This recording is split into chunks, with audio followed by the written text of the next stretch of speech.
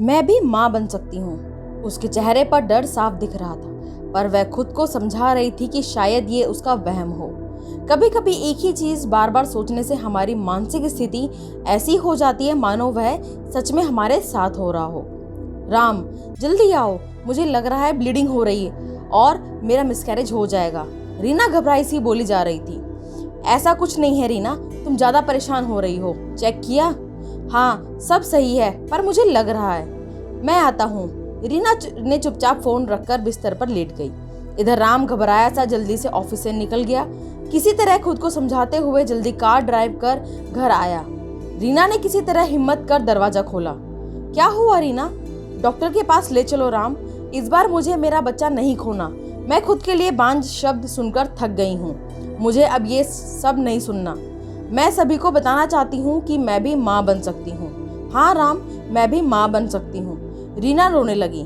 राम परेशान सा रीना को संभालने में लगा था। वह दौड़कर रीना के लिए पानी ले आया। ये लो, पानी पी लो, अभी चलते हैं। पहले तुम आराम से बैठो। सब ठीक है? राम ने तुरंत डॉक्टर की फाइल ली और रीना को लेकर निकल गया। जल्दी ही वे डॉक्टर के क्लिनिक में बैठे थे। सारे टेस्ट के बाद डॉक्टर ने दोनों को एक साथ अंदर बुलाया। सब ठीक है रीना? तुम्हें ऐसा क्यों लगता है कि तुम्हारा मिसकैरेज हो जाएगा? ब्लीडिंग हो रही थी और पेट में दर्द भी।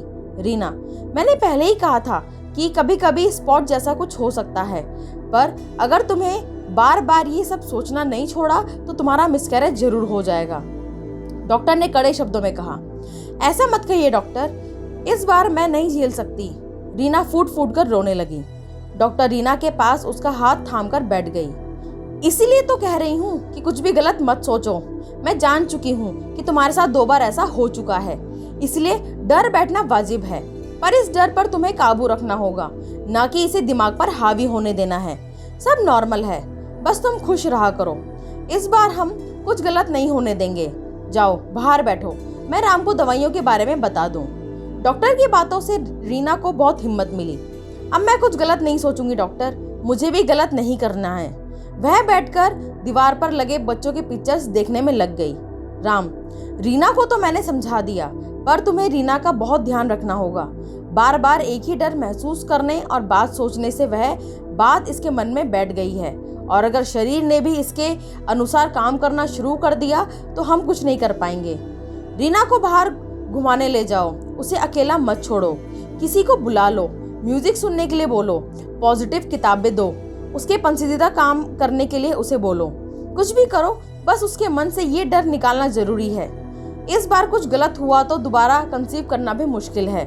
इस हाल में तनाव जहर के समान काम करता है, और रीना तो हर पल ये जहर पी रही है, समझे? राम भी एक पल को घबरा गया, पर उसने खुद को संभाला। मैं तुम्हें झूठा दिलासा नहीं देना चाहती थी, इसलिए सब कुछ साफ साफ कह दिया। आपने सही किया डॉक्टर, मैं रीना का पूरा ध्यान रखूंगा।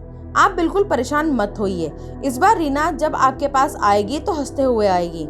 दोनों रीना को देखने लगे, जो अभी भी बच्चों के पिक्चर्स देखकर खुश हो रही थी। बस ये खुशी और ये मुस्कान उसके चेहरे पर बनाए रखना, और खुद के चेहरे पर भी, तभी तो उसे खुश रख पाओगे। राम खुशी मन से रीना के पास जाने के लिए तैयार था, जिसे रीना भी खुश रहना और पॉजिटिव सोचना सीख पाए और वह डर उसके मन से निकल जाए।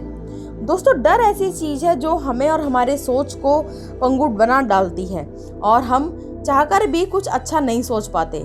इसलिए डर को कभी खुद पर हावी नहीं होने देना चाहिए।